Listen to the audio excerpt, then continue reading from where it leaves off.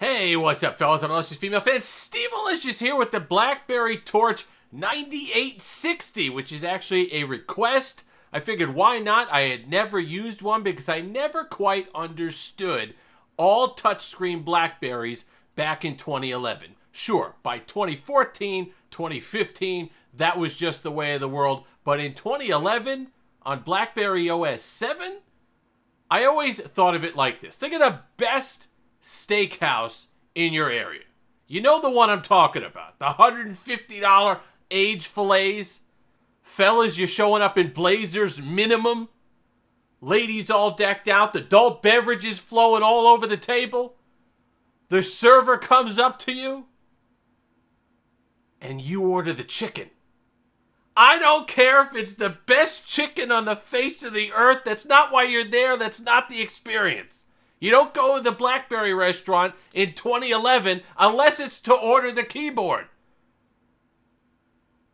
But then I tried it. And the chicken's not half bad. The BlackBerry Torch 9860 today on this edition of Steve Malicious Tech.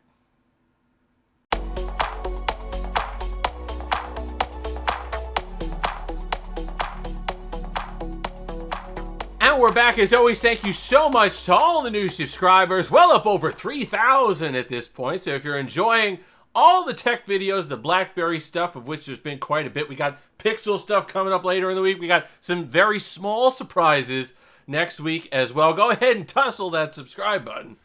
It certainly means a lot to me. So I'm building this as an unboxing. So let's go ahead and show you that footage now. I managed to get one new in the box. They're still selling them on Amazon, believe it or not. This one came from Claro, which I believe is a Brazilian cellular carrier. I guess they had some new old stock just kind of hanging around. So they've been selling off these guys here. They are GSM unlocked. I'll include the link in the description, the Amazon link, but with caution. We'll explain that at the end. But you can see right away the build quality. And when you notice it in the back plate, you notice it, the feel in the hand, the materials. It's a metal back plate for sure, but they do have that rubberized coating. One of the best rubberized coatings on a BlackBerry device, and that includes the passport. It has an excellent, excellent premium feel. There's some plastic bits, so you might be not comparing it fully to an iPhone 4 or 4S, which was all glass and aluminum, but it still has a nice feel. And I like the design feature where the widest portion of the device is the screen.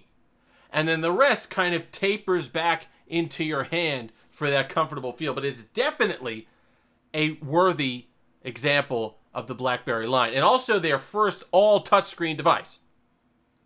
So it was finally nice to see something like BlackBerry 7 in landscape mode, which is something that you didn't really get for the longest time. So let's talk about that. No keyboard.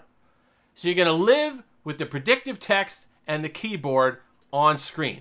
And for that, you know, we've been spoiled with these BlackBerry devices having the best physical keyboards on the planet and the accuracy and all the rest of it.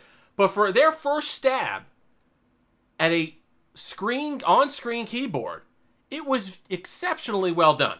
It takes a few minutes to learn what you're doing. You got to use it for a little bit. And then it works into kind of what you're getting at, where your fingers kind of drift to. And after a few minutes, or a few hours perhaps of using it, you have no issues whatsoever. And it's just as comfortable as typing on your iPhone, or the iPhone of the time with the smaller screens, the 3.5-inch displays that were on the iPhones back in the day. No issues. There's a couple button placement things. Your muscle memory has to be rechanged. The back button in particular is not where you feel like it should be because it's a little different. But the predictive text and the keyboard experience is great. Calls and text, you're limited to 3G at this point, but it works. And like I said in my previous video about the BlackBerry stuff, if you put a SIM in this on AT&T, Verizon, I don't think you could activate these anymore. But if you put in a SIM, AT&T here in the US, it'll deactivate your line. Call a customer service and say, hey, listen, turn my line back on. And they will. And you can still use 3G. Now, you're not getting data over 3G. You still need to use Wi-Fi if you want to look stuff up on here. You're getting text and calls only. But the call quality is phenomenal. It's excellent. And I love the screen. I love the call UI of BlackBerry. BlackBerry 7 and BlackBerry 10, but specifically in this case, BlackBerry 7. It's just clean. It screams business. It screams importance. But it just really works well, and it still works well to this day. And the same with the texting. You're not going to have any issue with that. Let's talk about the web stuff because it's limited. App World by default, when you open it up on here, it's not going to want to work. It's going to say, hey, there's an update. And it'll take you to a web page that you can technically download stuff that you need to. There is a workaround to that. You can get App World working again. You could go on crackberry.com. The forums have solutions to that. It's a lot of effort, I think, for not a lot of reward at this point. Really not. Because you're not getting a whole heck of a lot. The standard browser will get you part of the way there.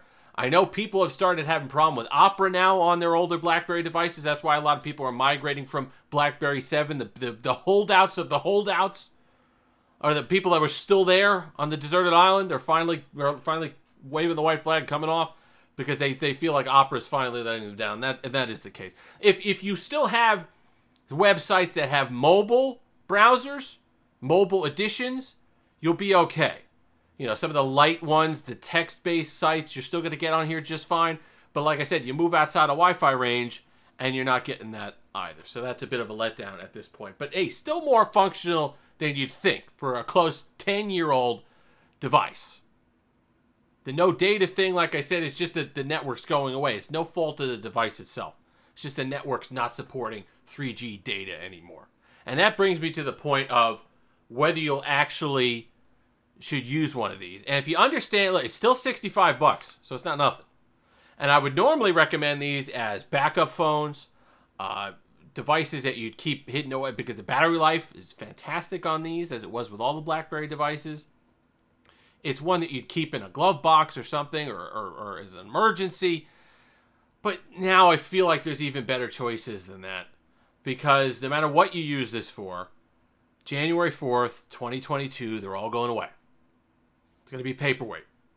It's going to be a fantastic paperweight, because even the rubberized texture on the back, the overall build quality, it's going to be the nicest paperweight you own. But that's all it's going to be good for. And that's unfortunate. You got your headphone jack. I was a little... The lock button threw me at first on top. I thought that was a goofy design choice, how it's kind of in the top plastic portion. But once you get used to that, that was really the only real quirky thing. The touchpad works fine, just like it does on a Bold 9900. The physical buttons for calls is great as well. The UI is fancy with all touchscreen, but there's still something satisfying about hitting that end button. You've got the LED notification light, which is always nice, which I wish they would bring back on more devices current day. I feel bad that I didn't use this back then, because I feel like I would have enjoyed it.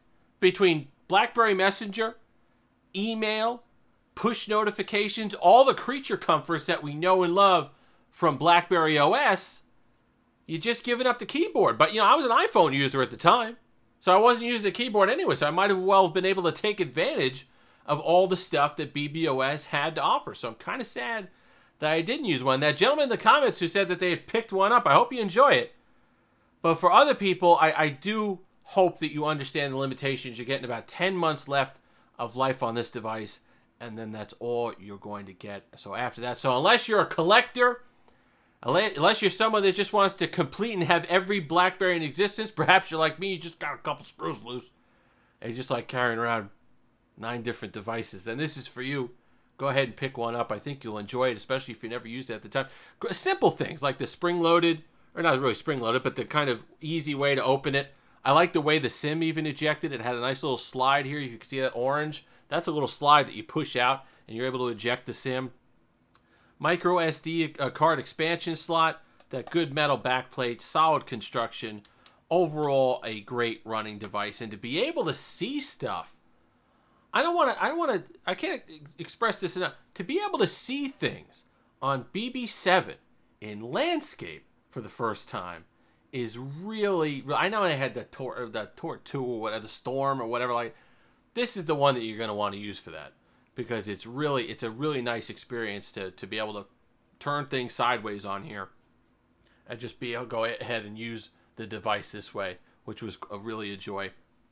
It's sad these devices are going away. I know a lot of you commented in the section on my last video when I was describing what's going to happen to them. They're fancy to use.